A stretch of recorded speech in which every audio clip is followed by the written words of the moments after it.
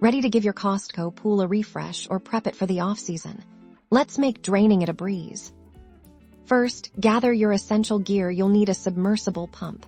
This is your strongest tool for efficient draining. A long garden hose, a siphon hose if you like that method, and a bucket for smaller tasks are also key.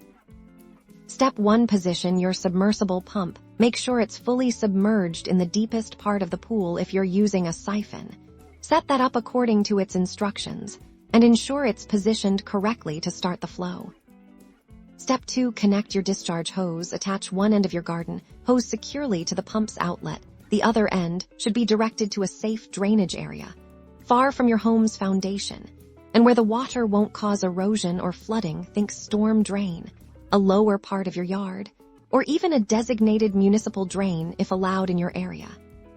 Step 3. Power up the pump and let it work its magic. Once everything is connected, plug in your submersible pump and watch the water start to move for siphoning.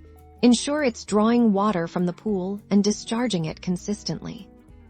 Step 4. Tackle the remaining water as the pump gets close to emptying the pool.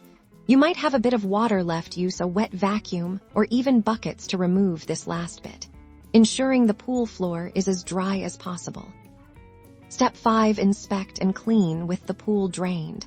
Take this opportunity to thoroughly inspect the liner for any tears or damage, and give the entire pool a good scrub.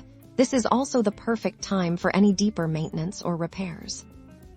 And there you have it, a safely and efficiently drained Costco pool, ready for its next chapter. Remember, always prioritize safety and follow local regulations for water discharge.